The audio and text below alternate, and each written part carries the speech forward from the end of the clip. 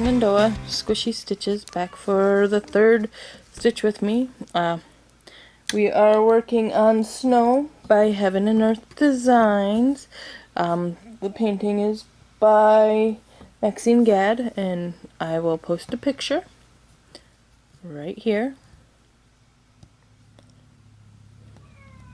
But anyways, for those of you who don't know, what we are doing is we are going through and listening to my cat meow. What you want, Puka? Okay, what we are doing is I'm doing a Stitch With Me series, where through the whole series we're going to be stitching on this Heaven and Earth Designs until it's finished. Maybe. I don't know what my cat wants. She's just yowling to yowl. She has food, she has water, so I don't know. Cats are weird. But anyways, now that I've explained what we're doing, how has everybody been? I hope you've been well. I've been in a mood for a few days. I don't know why, just things bothering me, I guess. It happens. I'm human. I have more than one emotion. Not always happy. I just did that. It's weird. Oh well. We'll survive. What we're gonna do is just do it.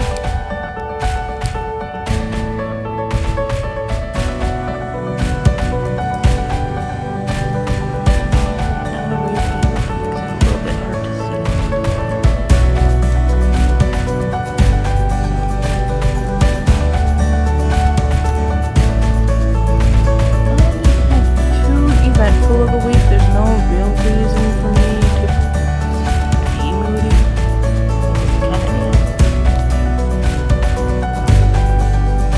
And there's a lot of stuff going on in the world that I don't like right now. I'm not gonna get into it because I get into it enough on Facebook.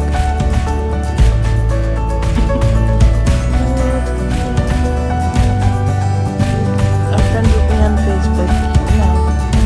I get into it there. I think part of the reason is just I'm getting sick. I'm super tired and sleeping a lot. My throat's starting to feel a little scratchy. So I'm trying to rest and relax.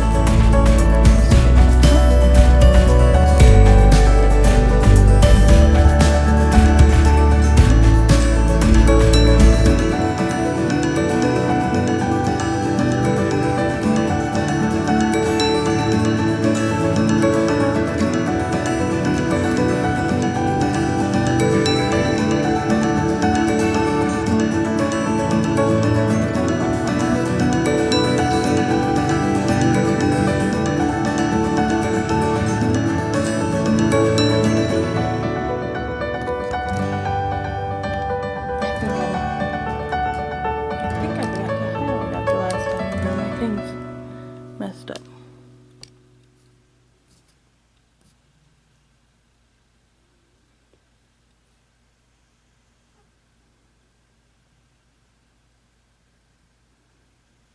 Yeah, I did.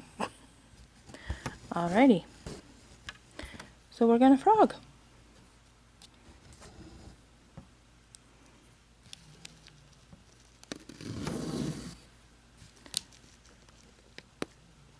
At least it's not a huge section. It's just a little tiny bit.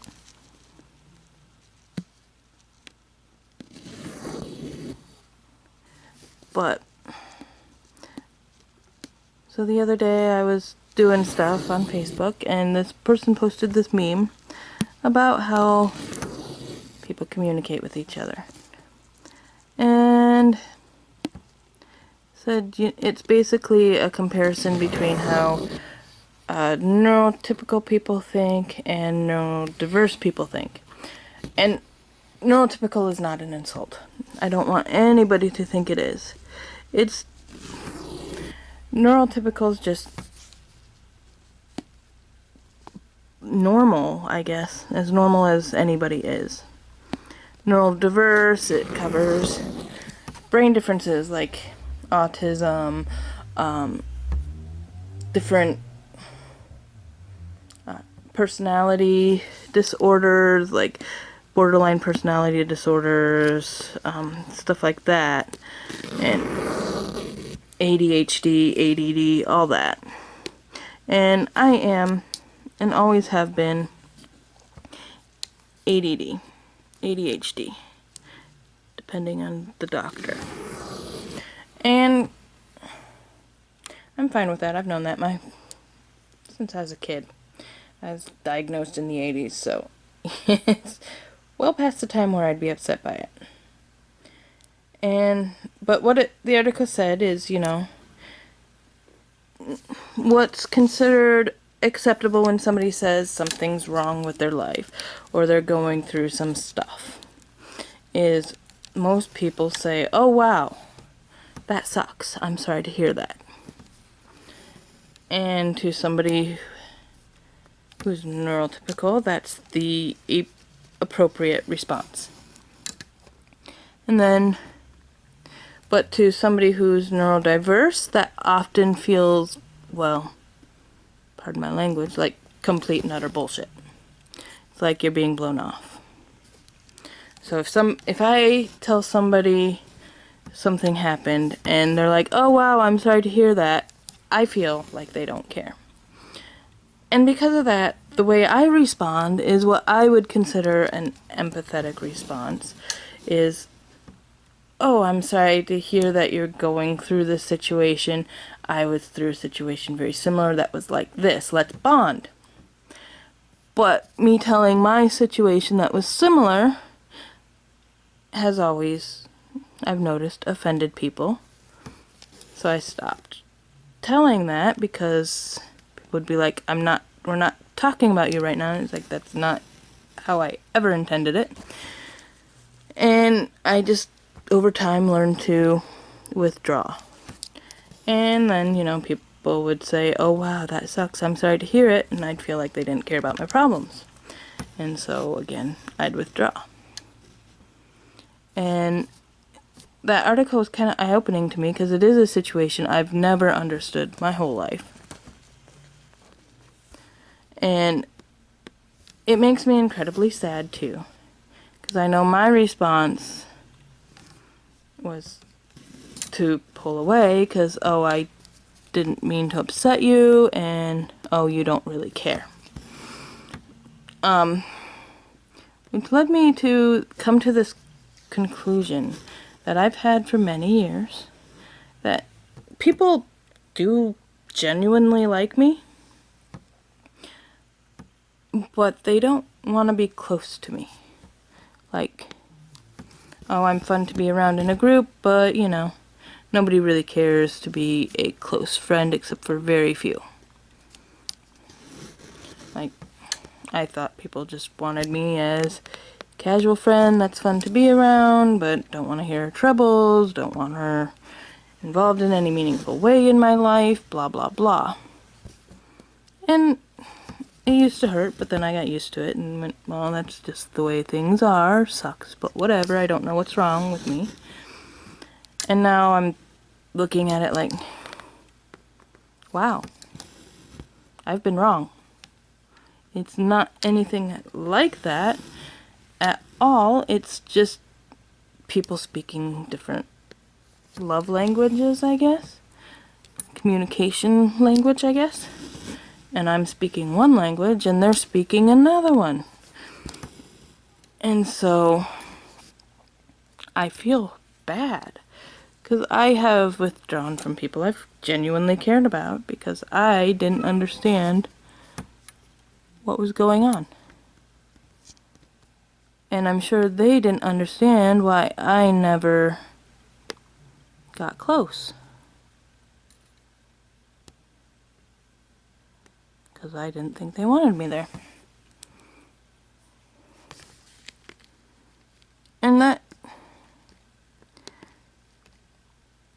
like, ironically, knowing I had possibly misjudged things so badly really bothers me. Like, really bothers me. I think that's a lot of my mood. Because I never would have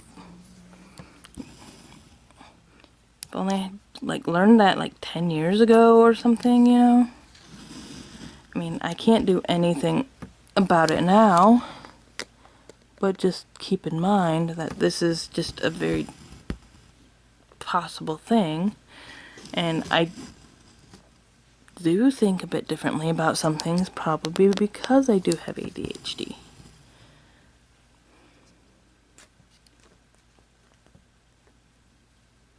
And I'm not saying this to be depressing or make anybody feel sorry for me or have anybody tell me, oh, you're a great person and I love you. That's not my intention at all. It's just kind of mind-blowing to me and eye-opening, and it's very much an epiphany that, you know, little things can warp your whole perception of yourself.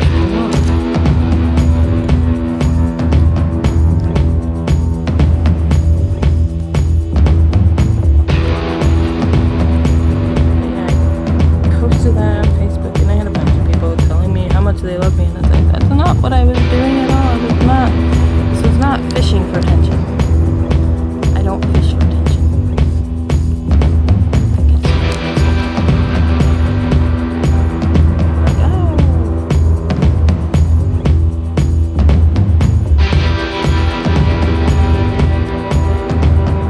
It's like that whole, when somebody says, oh, I'm so fat, you're expected to say, no, you're not. But you know everybody's gonna tell you you're not fat. So the only reason you're saying, oh, I'm so fat, is to get people to tell you you're not. I know. Well, it's just the way I think. And a lot of it's just how I grew up and how I was raised and seeking attention. And I don't. Yeah, that's a perception I can't ever seem to get rid of. It was very hard for me to start these YouTube videos. It was very hard for me to actually turn on a video camera. I don't even like taking a picture of myself. I hate it. I hate it so much that for many years I've just not done it. I find an excuse not to be in the picture. But that kind of changed when my dad died, because we were going through pictures and there were so few of him. It was hard to find pictures for the memory board thing you have to do. And I was like, I don't want this for Riker, I don't want this for my husband. Time to start letting people take pictures of myself. So I have, and now I'm taking videos of myself. Crafty stuff that I love to do. Hopefully Riker enjoys that. He's older.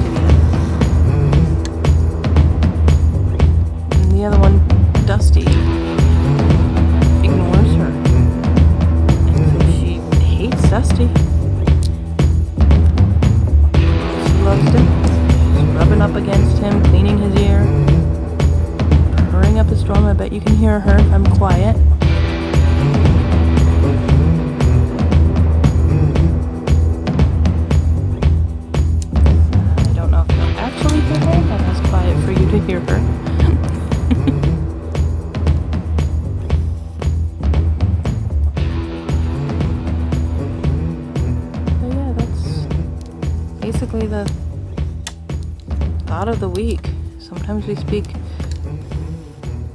we communicate on different levels, is what I should say. So, while some people think saying, oh wow, that sucks, is empathetic, other people think it's blowing them off and want your experience on you to share your experiences. And vice versa. Some people think sharing your experiences is trying to steal their thunder. And that the other's the appropriate empathetic response.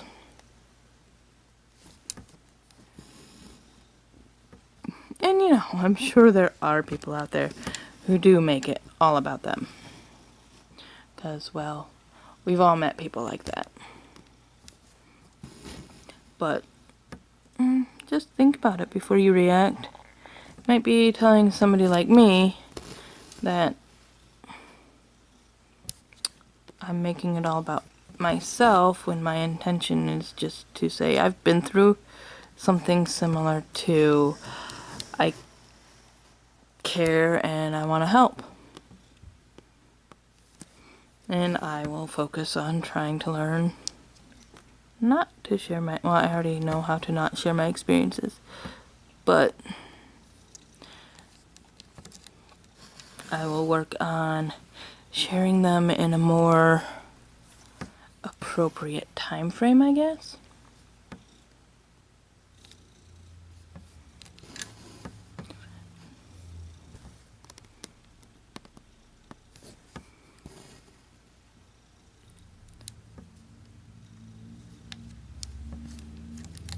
I bet you can hear the traffic on the street, because I live in a downtown area, and for some reason people like their loud mufflers in my area. I know some of you can relate.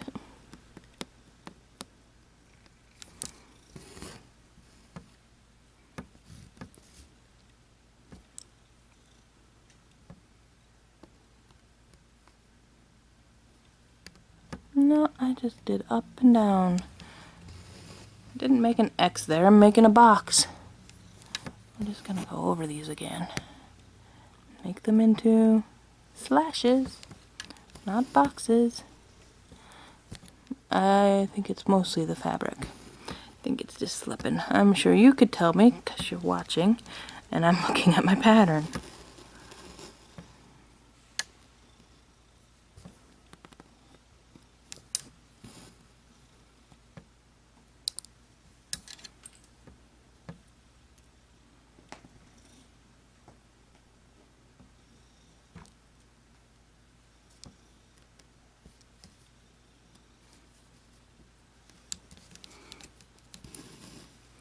Yeah, I haven't been watching too much TV lately. I've been more into like YouTube conspiracy theories for my entertainment. I don't buy into any conspiracy theories. I just think they're fun. And some of them crack me up, like flat earth. Sorry if anybody thinks that the earth is flat. Not meaning to offend you, but really? I can't comprehend that one. I've heard all the theories and explanations behind it, and I'm still like, but no.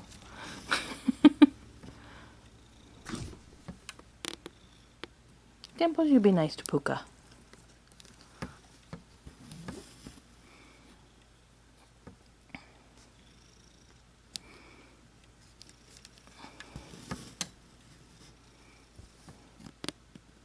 I know a lot of those theories.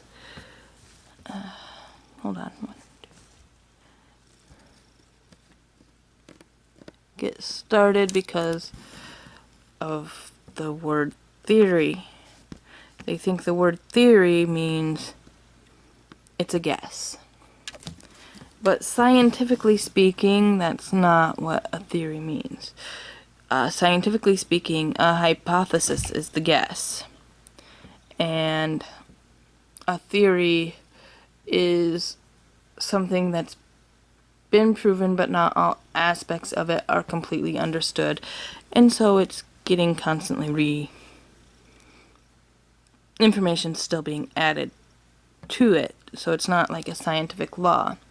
Like, it's not like the law of attraction where objects are attracted to each other or whatever.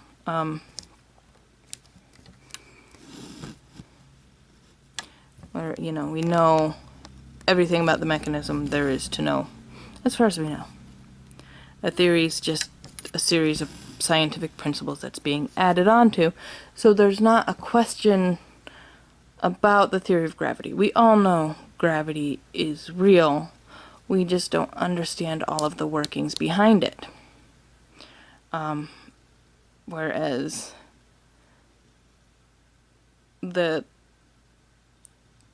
and then there's hypotheses that, you know, warp speed may be possible if we can create a warp in the gravitational field of space-time, so point A gets closer to point B.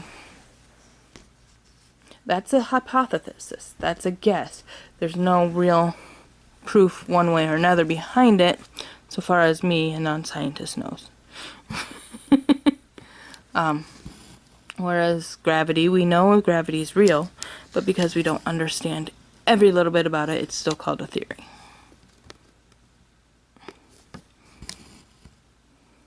And that's where I think a lot of like the flat earth theory comes in. Because of the flat earth theory, they're using theory as an idea.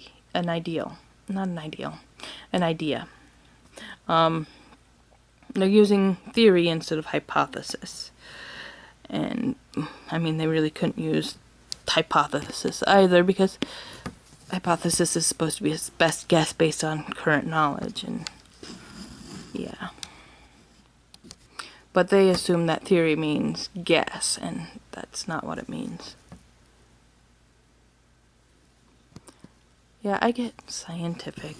I get weird. I enjoy people throwing out stupid theories that make no sense to me, but I still enjoy watching them. 1, 2, 3, 4. Don't not. But that's what I've been doing. Not anything big. It's been Illuminati theories. I don't know why those fascinate me so much, but they do. I mean, it's just like the flat earth. That one actually makes more sense to me than the flat earth. Like, flat earth. My big question is, why? Why are they lying to us? What gain is there in lying to people that the earth is flat? There has to be a gain somewhere in order for a conspiracy to be true. Like, what is the gain for every government in the world to lie about the earth being round and say it's because it's flat? I mean, what's the gain? Why would they do it? It can't just be, oh, they're big and sneaky, blah, blah, blah, blah, blah. There's more to it than that, because if the scientists and governments of the world were covering this up, it would have to be for a very big reason, because the more people who know a secret, the more likely it is to get out. And there's, as far as I can see, no gain. There's no money in lying that, oh, the earth is flat.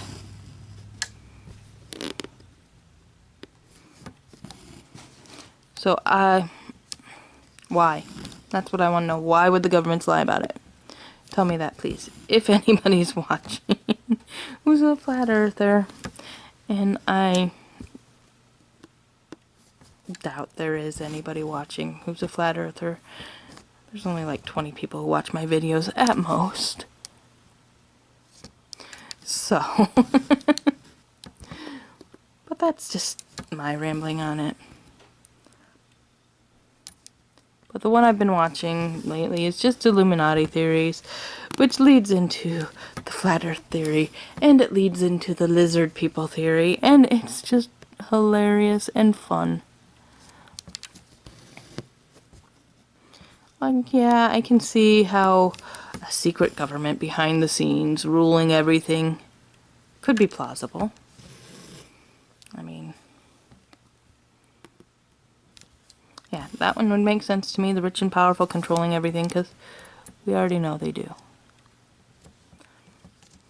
I'm not saying everybody with money or is rich is bad, but a lot of them seem to be. I'm not talking necessarily the self-made ones, but the ones who've been rich forever, especially the rich ones who get into politics. A lot of them seem pretty iffy, if you know what I mean. Anyway, we're going down this weird conspiracy rabbit hole that I don't think I want to continue talking about, because I'm just gonna seem crazy and I'm gonna end up insulting somebody. And that's okay, but I don't want to do that today.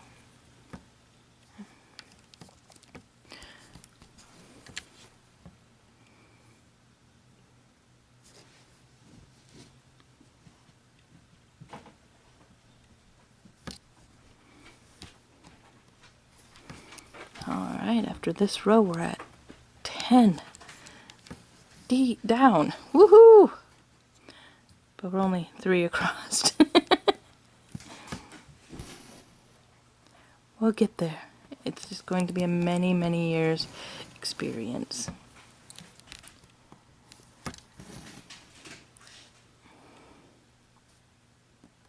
And there will be times where I probably just film and put music over it, because sometimes I just don't have much to say. Or sometimes what I want to say is too ranty and I don't feel like I should.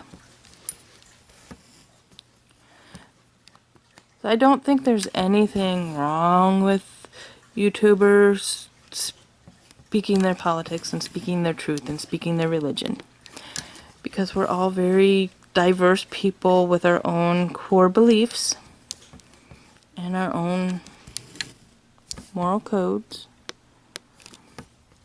But it is a very hard topic to approach with sensitivity. And so I'm going to try not to. There will be times where I'm sure I will. I'm sure I'll get emotional. I'm sure I'll be outspoken. And I know when that happens, people will get offended. But I'm going to do my best to think twice and not say anything here, anyway.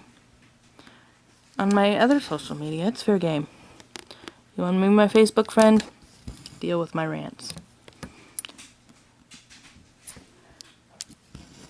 And I won't delete you. But you might delete me. Because, well,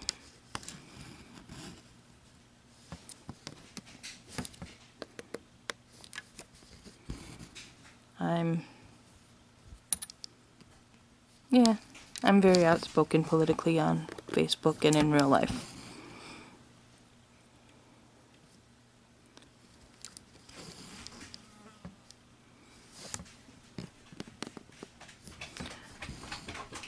One, two, three. What you want, Dimples? What? Hi, baby. Careful of the stand. Good boy. You had to come say hello, but you can't see him, and I don't want to mess up the stand to show you, but I will anyway. Dimples. There's Dimples. Kind of. He's my baby.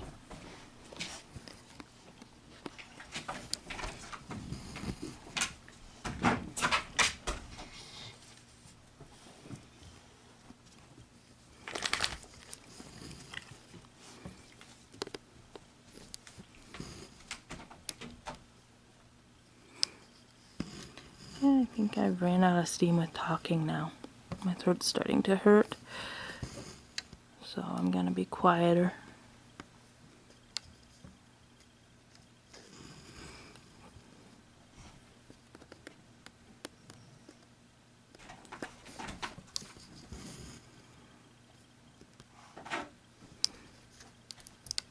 That and my contacts are going all crazy in my eyes. They're just sliding all over the place. Makes this a lot of fun. Oh. Yeah. I think I need to replace these contacts. They're just drying out on me so fast.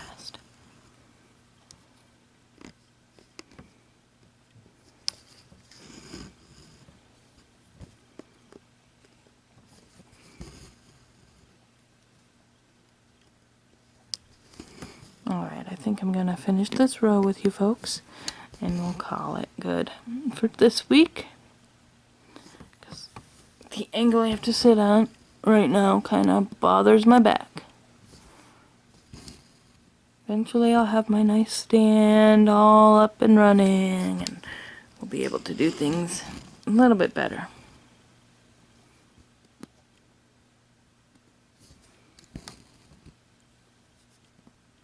Without my big hand being right there.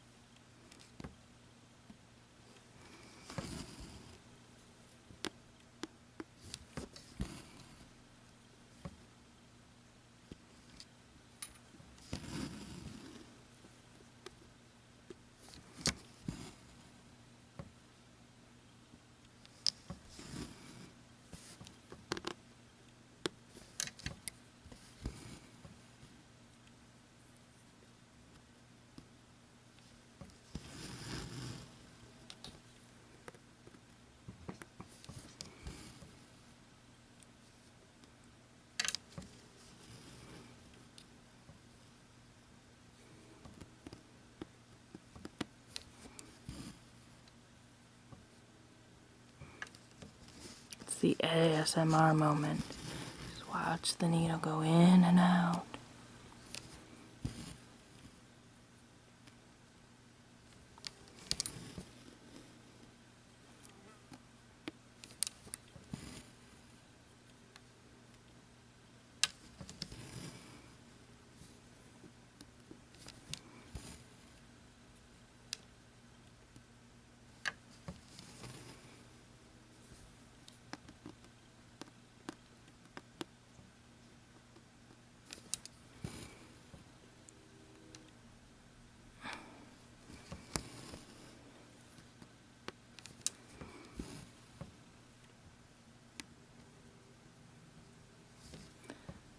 Alright, so we made a little bit of progress today.